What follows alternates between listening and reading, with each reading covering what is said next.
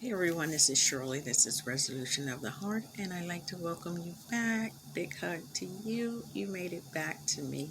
And between the two of us, we want to discuss and talk about God. Okay? Out of this book, the Krishna, On the Way to Krishna, and that's God's name. He has many names, but Krishna is his name that we use in Bhakti Vedanta, and we acknowledge that he is the Most High when using that name. So we learned a lot last time. We learned about how everyone is a servant to someone, how you are part and partial part and partial of God. So you are part of Him, but you are not. Um, you don't have all the abilities that He has because you were born. He has no beginning and He has no end, and He's Almighty. Okay. Um, what else did we learn? When we talk of, this might have been a little bit before, when we talk about Krishna consciousness, it may sound like, oh, this is a cult or this and that. That's not what it is. Our consciousness as a human being, if you don't have the consciousness, the spirit, then you're just a body, okay? Um, a body is nothing without the conscious. I think we previously learned, hopefully, in this book here, that you have this body here, but the hand is a part of the body. The arm is a part of the body. It can't do anything on its own without the okay. Yeah, now sometimes hands do, because of illness, do have its issues, its tremors, but it's still part of the body if it's working and functioning right. So the whole and the part, okay, are two different things, but they work together. And like God, He is the whole, and we are part of Him. And we are to work with Him while we're here on this planet, okay? So those are some of the things. I should cut this heater down. I'm starting to feel it. Hold on. That heater is just singing, y'all. Okay. So anyway, we left off on we finished page 14 and we were at the bottom, and at that point we were beginning to talk about there are 26 basic qualifications for a holy man. And in the Bhagavad Gita we find that Sri Krishna himself gives the following verdict. So now we start on page 15. Even if one commits the most abominable actions, if he is engaged in devotional service, he is to be considered saintly because he is properly situated. On the mundane platform, what is morality for one person is immorality for another, and what is immorality for one person is morality for another. According to the Hindu conception, the drinking of wine is immoral, whereas in Western world, wine drinking is not considered immoral, but is a common thing. So morality is dependent on time, place, circumstances, social position, etc. There is, however, a sense of morality and immorality in all societies. In this verse, Krishna points out that even if one is engaged in immoral acts, but at the same time is fully in Krishna consciousness, he is to be considered a sadhu, or a saint. In other words, although a person may have some immoral habits due to his past association, if he is engaged fully in Krishna consciousness, these habits are not to be considered important. Whatever the case, if one becomes Krishna consciousness, he will gradually be purified and will become a sadhu. As one progresses in executing Krishna consciousness, his bad habits diminish and he attains to saintly perfection. In this regard, there is the story of a thief who went on a pilgrimage to a holy town, and en route he and the other pilgrims stopped to rest overnight at an inn. Being addicted to stealing, the thief began making plans to steal the other pilgrims' baggage. But he thought, I'm going on a pilgrimage. So if it doesn't seem appropriate that I steal this baggage. No, I shall not do it. Nonetheless, due to his habit, he could not keep his hands off the baggage. Now, you guys, maybe not to that extreme, but sometimes you shouldn't do something, but you do it anyway, like you're being pushed or forced to do it. That habit that you have not been able to give up. I got a couple of my own, like cupcake and ice cream, okay, that I'm really working at. No, I'm not. No, I'm not really working at it. I do good and then I fall down. Let's just put it that way. I try my best. So that's one of those things that I'm working at. I'm sure there are things that you may have that you want to get rid of, but you seem to be just constantly pulled there. So anyway, so let's go back to this thief. So he picked up one person's bag and placed it in another place, and then another person's bag and placed it elsewhere. He spent all night placing different bags in different places, but his conscience bothered him so that he could not take anything from them. In the morning, when the other pilgrims awoke, they looked around for their bags and couldn't find them. There was a great row, and eventually, one by one, they began to find the bags in various places.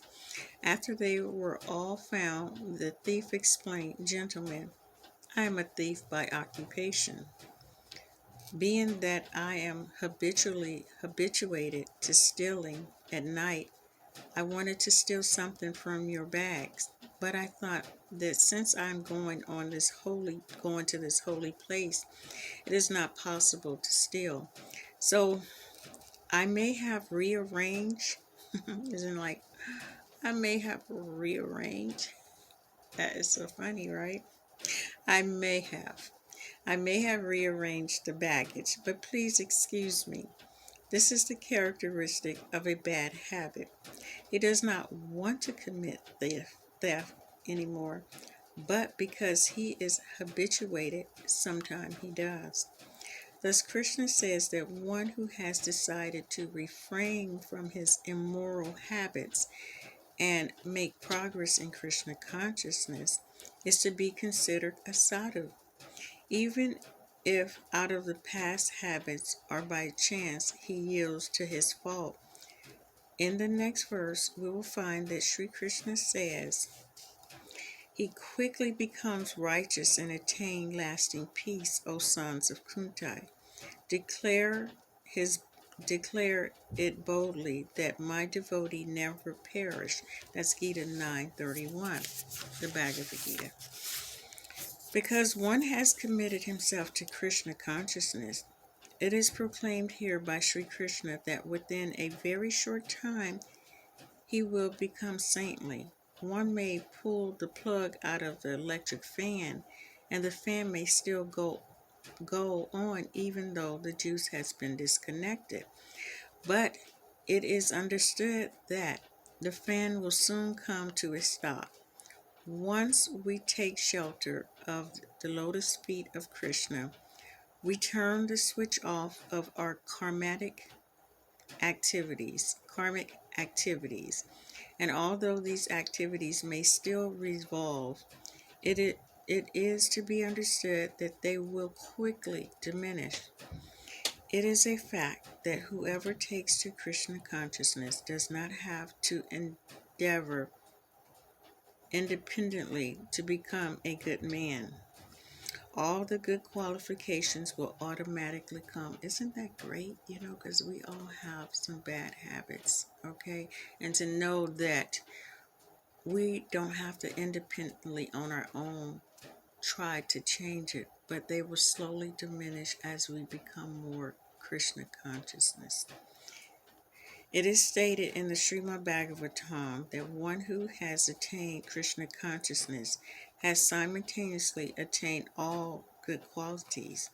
On the other hand, if a person is devoid of God consciousness and yet has many good qualities, his good qualities are to be considered useless, for he will not in any way be prohibited from doing that which is undesirable. If one is devoid of Krishna consciousness, he is sure to commit mischief in this material world. Okay, isn't that good? I love it. Okay, so there's some Sanskrit here that I will not try to hurt your ears with, but we'll pass it up. And this is what it says. One who knows the transcendental nature of my appearance and activities does not, upon leaving the body, take his birth again in this material world, but attain my eternal abode, O Arjuna. That's found in Gita 4:9.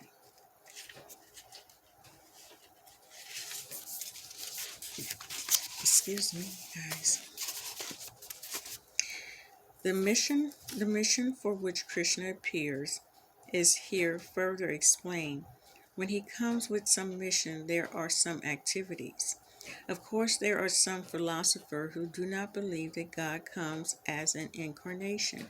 They say, why should God come to this rotten world? But from the Bhagavad Gita, we understand otherwise. We should always remember read that we read Bhagavad Gita as a scripture, and whatever is spoken in the Bhagavad Gita must be accepted. Otherwise, there is no reason in reading it. In the Gita, Krishna says that he has come as an incarnation with a mission, and along with his mission, there are some activities. We can see, for example, that Krishna is active as a chariot driver for Arjuna and engages in so many activities on the battlefield of Kurukshetra. Just as when there is war, one person or nation may side with another or nation, and show partiality. Lord Krishna on the battlefield shows some partiality and sides with Arjuna. Actually, Krishna is not partial to anyone, but externally it appears that he is partial. This partiality, however, should not be accepted in the ordinary sense. In this verse, Krishna also points out that his descent into the material world is transcendental. The word divyam means transcendental. His activities are not in any way ordinary. Even today in India, at the end of August, the people are accustomed to celebrating Krishna's birthday, regardless of sect.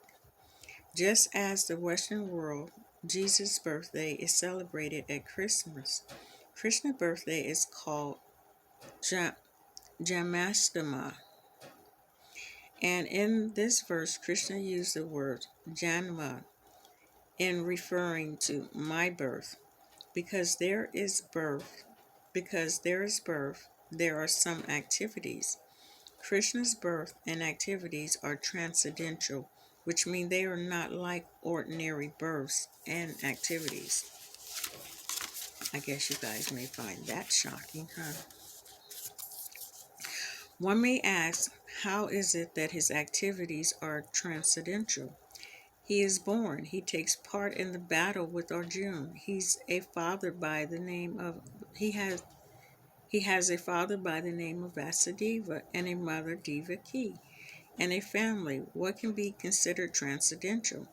Krishna says, Evam yu vitai tatpata. I hope I'm saying that right. We must know of his birth and activities in truth. When one knows of Krishna's birth and activities in truth, the results of the there's some Sanskrit. When he leaves the material body, he is not born again, but goes directly to Krishna. Hope I didn't skip anything. This means that he becomes a liberated soul. He goes to the eternal spiritual world and attains his constitutional position, full of bliss, knowledge, and eternality. All this can be attained simply by knowing in truth the transcendental nature of Krishna's birth and activities. I hope I didn't try to skip that. Let me make sure. Let's go back real quick. When one knows of Krishna's birth and activities in truth, the results of Tak Ve Deham Punor Janma Nite Nam Mam Ita So Rajuna. Okay, that was just badly Sanskrit. When he leaves this material body, he is not born again, but goes directly to Krishna. This means that he becomes a liberated soul. He goes to the eternal spiritual world and attains his constitutional position, full of bliss, knowledge, and eternality. All this can be attained simply by knowing in truth the transcendental nature of Krishna's birth and activities. Ordinarily, when one quits the body, he has to take up another body.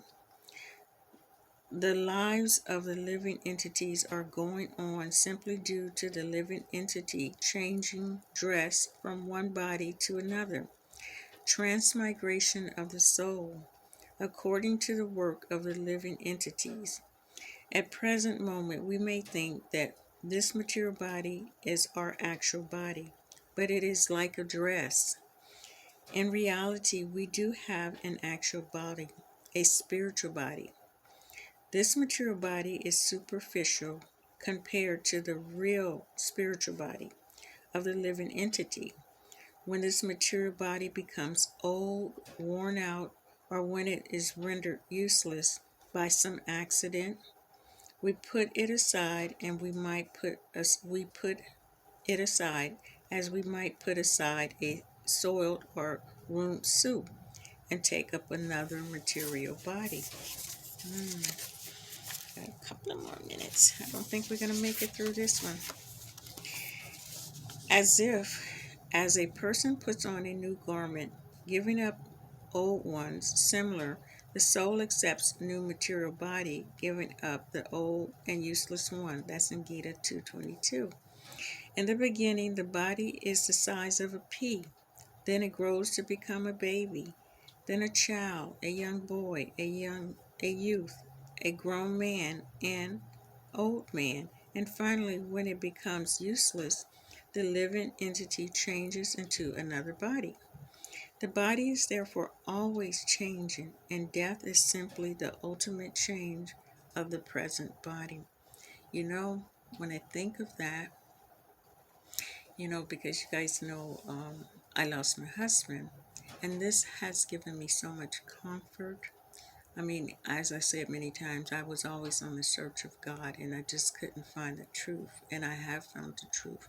And to know that when a person drops their body for whatever reason, due to illness or accident or whatever it may be, you have that comfort of knowing, well, that body wasn't that person, but the spirit within the body, depending on their life, picks up another body.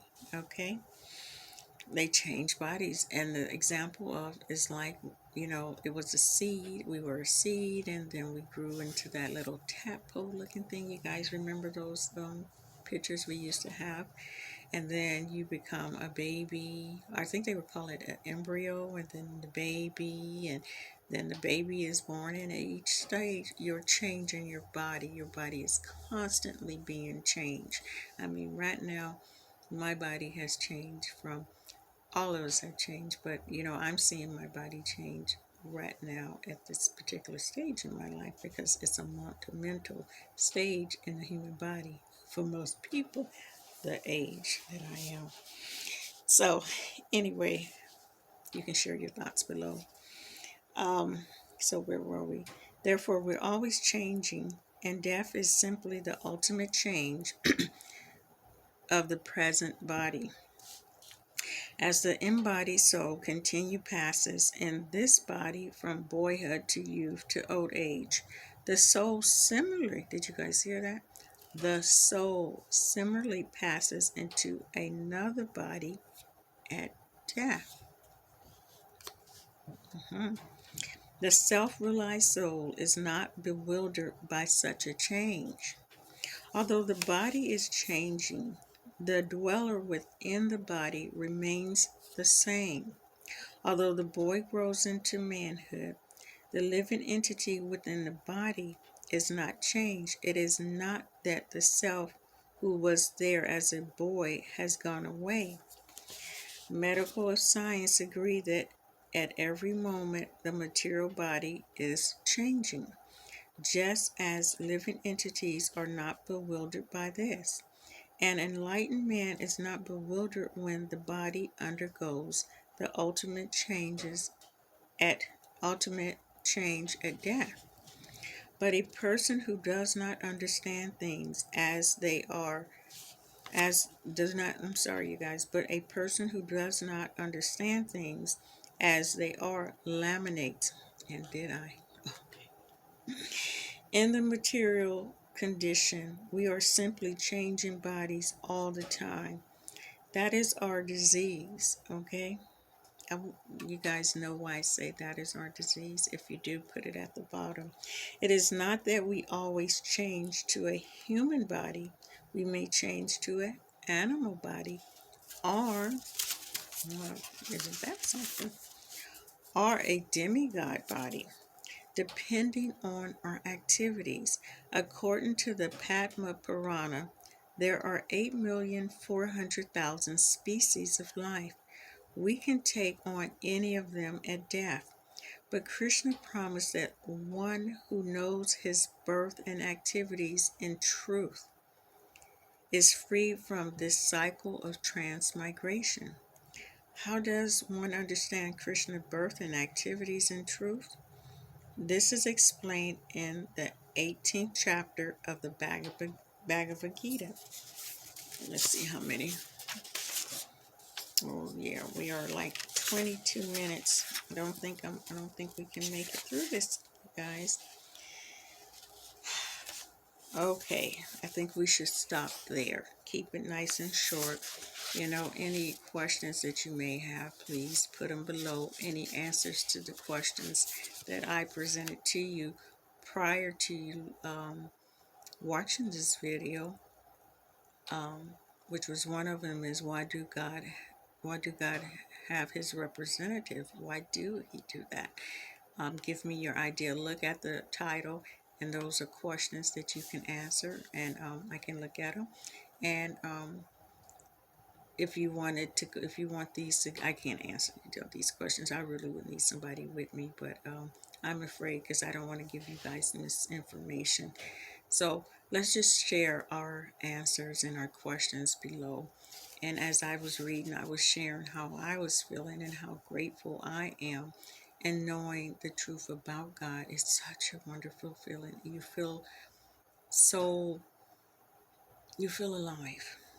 And not just because of what had happened, all I've been through, and I have been through a lot of things that I have not talked about, things that in this world that I'm going through now. But even in the midst of all this, and I have to say, I just get this feeling of, I feel good. You're supposed to be feeling, when things happen to you, you're supposed to be feeling really, really wretched and bad and angry or whatever the situation supposedly call for your emotion. How you're supposed to respond. And what I find myself is, within, there's a peace, and there's a good feeling. So what it shows me is that my joy, my happiness is not coming from what's going on around me, because mayhem could be going on around me, but that's not where my joy come from. That's not where my happiness come from. And when I say that, that don't mean that when I see my grandkids, I love them, which I rarely see. I can't tell you. Let's not go there. But when I see, like, I talk to my daughter and I talk to my sons, and I appreciate them more. I've always loved them, but I appreciate them more, the things that they do, the time that they, we talk on the telephone or the time that we text. It's a wonderful thing. We take those little things for granted because I guess in the back of our mind, we always believe that each and every one of us is always going to be here, which is not a fact. It's not a fact because we are progressing, as I say, from that little P up until now to being an elderly, very close to elderly. Um, Anything can happen. So when you're with your loved ones and your family, don't take those conversations for granted. Enjoy them. Don't take those little gestures of things that they do to do for you or may give you. Don't take it for granted. Like my son gave me some. I didn't ask for some of these things here, pumpkin seeds, which was a really nice gesture, but I can't eat them because I have high blood pressure, and that will just shoot it up. Um, so don't take those things for granted. Just be glad that we have the opportunity to be in whatever family that we're in. And there's definitely got to be something good about it, and there's some things that are super wonderful about it. So until next time, I'm going to stop there and we will get back together. I hope you guys again have a wonderful week, and I'll see you next time.